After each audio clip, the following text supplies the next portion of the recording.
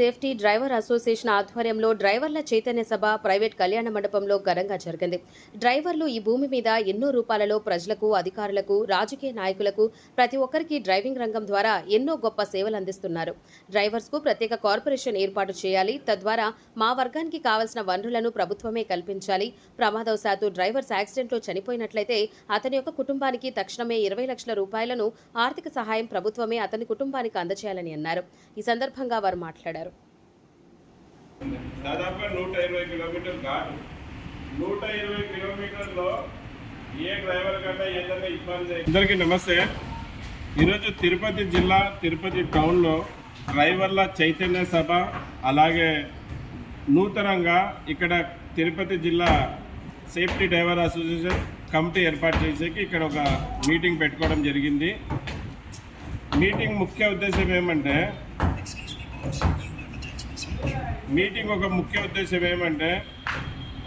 డ్రైవర్ల చైతన్య సభ ద్వారా డ్రైవర్లను చైతన్యపరుస్తూ, అలాగే ఒక నూతన కమిటీని ఏర్పాటు చేసి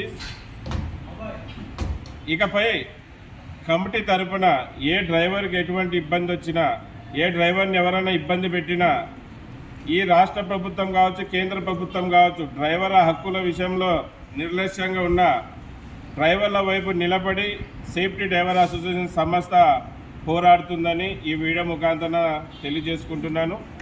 అలాగే మీడియా మిత్రులకు కోరుకునేది ఏమంటే, మీకు తెలిసిందే, అన్ని విషయాలు తెలిసిందే. ఈరోజు ఈ భూమి పైన ప్రజలకు, అధికారులకు, రాజకీయ నాయకులకు, ప్రతి ఒక్కరికి నిత్యమైన వస్తువులు కానీ, అత్తమైన వస్తువులు కానీ, అలాగే ప్రజలకి కాశ్మీర్ నుంచి కన్యాకుమారి వరకు వాళ్ళని భద్రంగా చేర్చవేసేది, ఆ వస్తువులు చేర్చేది డ్రైవరే. అటువంటి డ్రైవర్కి సమాజంలో ఎటువంటి గుర్తింపు లేదు. గుర్తింపు తీసుకురావాలనే ఈ సేఫ్టీ డ్రైవర్ అసోసియేషన్ సంస్థ పోరాడుతుంది. అలాగే మేము గవర్నమెంట్కి చెప్పేది ఏమంటే, ఇప్పుడున్న ప్రభుత్వానికి చెప్పేది ఏమంటే, ఎలక్షన్ల ముందు అనేక పార్టీ వాళ్ళకి డ్రైవర్ల ఒక సమస్యలు, అలాగే డ్రైవర్ల ఒక ఇబ్బందులు, డ్రైవర్కి ఏం కావాలనేది వాళ్ళకి వివరించి చెప్పాము. అలాగే డిమాండ్ కూడా చేశాము.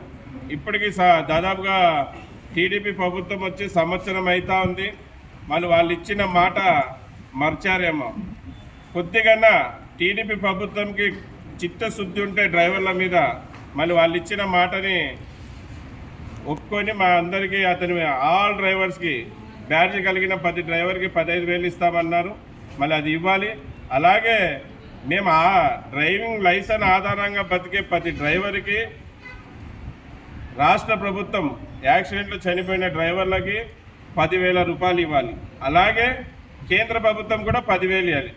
రెండు కలిపి 20 లక్షల రూపాయలు డ్రైవర్కి ఇవ్వాలి, యాక్సిడెంట్లో ప్రమాదవశాత్తు చనిపోయిన డ్రైవర్కి. అలాగే దాంతోపాటు యాక్సిడెంట్లో కాళ్ళు చేతులు పోగొట్టుకొని అతని డ్రైవింగ్కి అన్ఫిట్ అంటే కింద అతనికి 10 లక్షల రూపాయలు ప్రభుత్వం అందజేయాలి. ఏ గవర్నమెంట్ ఏదో అధికారంలో ఉంటుందో ఆ గవర్నమెంట్ ఇవ్వాలి. దాని తర్వాత ఊరికి దగ్గరలో ఒక డ్రైవర్ కాలనీ ఏర్పాటు చేయాలి. అలాగే ఏ ఊర్లలో బండ్లు పెట్టుకోవడానికి ఇబ్బంది ఉందో అక్కడ car stand, lorry stand, taxi stand, అన్ని స్టాండ్లు ఇవ్వాలి.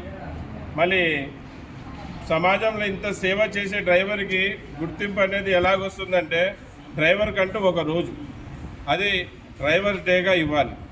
మళ్ళీ అన్ని డేలు ఉన్నాయి. Mummy day, daddy day, teachers day, flowers day, chocolate day, ఎన్నో డేలు ఉన్నాయి. డ్రైవర్ కంటూ డ్రైవర్స్ డే లేదు. డ్రైవర్ కూడా డ్రైవర్ డే అధికారికంగా క్యాలెండర్ రూపంలో వచ్చే విధంగా ఇవ్వాలి.